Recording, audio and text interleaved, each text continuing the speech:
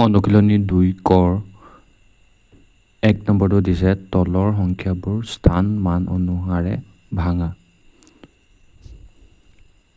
এতিয়া কটোত দিছে 524 524টো আমি কি হয় স্থান মান ক্ৰম অনুসাৰে ভাঙিব লাগে। তাৰ আগতে আমি কেইটামান কথা জানিব লাগিব। একক মানে 1 হয় আৰু দশক মানে হৈছে 10, শতক মানে হৈছে 100 আৰু হাজাৰ মানে হৈছে 1000 বা 1000। এতিয়া আমি 524টো কি হয় স্থান মান অনুসাৰে ভাঙিব লাগে। এতিয়া আটাইতকৈ ডাঙৰ স্থানটো আছে একক, দশক আৰু শতক, আৰু শতকত 5 আছে আৰু শতক মানে আমি 100 জানো। 5 100 হ'ব 500। তাৰপাছত আমি যোগ চিন এটা দিম।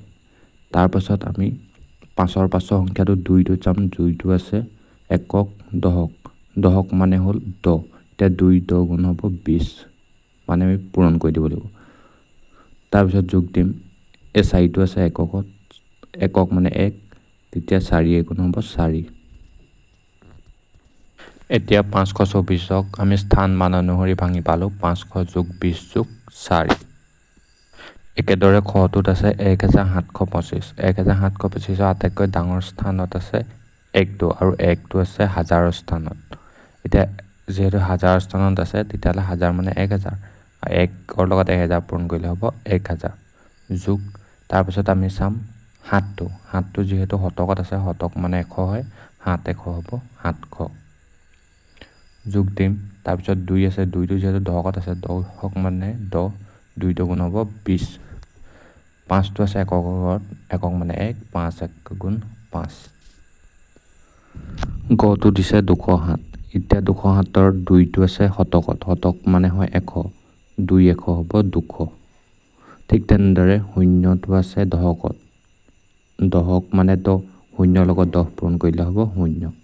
ঠিক তেনেদৰে 7টো আছে এককত, তেতিয়া 7 গুণ হ'ব 7। তাৰপাছত ঘৰটো আছে 850। 850ত 4টো আছে একক, দশক, শতকত মানে 100, 4 100 হ'ব 400 যোগ পাতিম। এতিয়া আমি 5টো চাম, 5টো যিহেতু দশকৰ ঘৰত আছে, দশক মানে 10, 5 10 গুণ হ'ব 50 যোগ একক ঘৰত 0 আছে, 0ৰ লগত 1 পূৰণ কৰিলে 0 হ'ব। ঙটো আছে 745। 745ত প্ৰথমতে 7টো আছে একক, দশক, শতকৰ ঘৰত, তেতিয়াহ'লে শতকৰ ঘৰত থাকিলে 7 100 হ'ব 700 যোগ চিন দিম। তাৰপাছত আমি 4টো চাম, 4টো যিহেতু দশকৰ ঘৰত আছে, 4 10 গুণ হ'ব 40। তাৰপিছত আছে একক ঘৰত 5টো, 5 1 হ'ব 5। এতিয়া ইয়াৰ পাছত প্ৰথম চটো আছে 2251। 2251ত 2টো আছে হাজাৰত, যিহেতু 2 1000 হ'ব 2000। ঠিক তেনেদৰে 2টো আছে, পাছৰ 2টো একক, দশক, শতকত, শতকত মানে 100, 2 100 হ'ব 200। তাৰপাছত আছে 5টো দশকৰ স্থানত আছে, তেতিয়াহ'লে 5 10 গুণ হ'ব 50। ঠিক তেনেদৰে 1টো আছে একক ঘৰত, 1 1 গুণ হ'ব 1। দ্বিতীয় চটোত আছে 849। 849ৰ 8টো আছে একক, দশক, শতকৰ ঘৰত, শতক মানে 100, 8 100 হ'ব 800 যোগ চিন পাতিম। ঠিক তেনেদৰে 4টো আছে একক, দশকৰ ঘৰত, দশক মানে 10, 4 10 গুণ হ'ব 40 যোগ 9টো আছে একক ঘৰত, 9 গুণ হ'ব 9। বৰ্গীয় জটোত আছে 987। 987ৰ 9টো আছে একক, দশক, শতকত, শতক মানে 100, 9 100 হ'ব 900 যোগ পাতিম।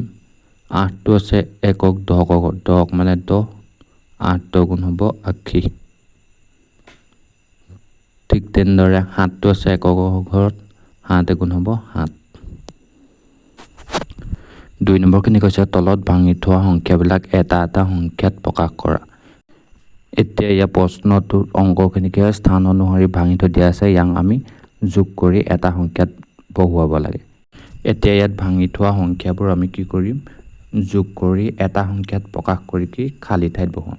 এতিয়া 2320 আৰু যোগ 5 যদি আমি যোগ কৰোঁ তেতিয়া আমি পাম 2325 মানে ক প্ৰশ্নটোত 2320 আৰু 5 যদি এটা সংখ্যাত প্ৰকাশ কৰোঁ তেতিয়া পাম 2325। এতিয়া খটো এটা সংখ্যাত প্ৰকাশ কৰিলে 70 50 আৰু 3 যদি যোগ কৰোঁ তেতিয়া পাম 753। একেদৰে গটোত 900 আৰু 40 যোগ কৰিছে, 900 আৰু 40 যোগ কৰিলে হ'ব 940। ঠিক তেনেদৰে ঘটো আছে 4160 যোগ 7, এই গোটেইকেইটা আমি যদি যোগ কৰি এটা সংখ্যাত প্ৰকাশ কৰোঁ তেতিয়া পাম 4167। ঠিক তেনেদৰে অংগটোত আছে 500 যোগ 70 যোগ 9, এই গোটেইকেইটা সংখ্যা যোগ কৰিলে পাম 5079। আৰু প্ৰথম চতুত 800 যোগ 40 যোগ 5, এই গোটেইকেইটা যোগ কৰিলে পাম 845। ঠিক একেদৰে শেষৰ দ্বিতীয় চতুত 3520 আৰু 1 যদি যোগ কৰি এটা সংখ্যাত প্ৰকাশ কৰোঁ তেতিয়া পাম 3521।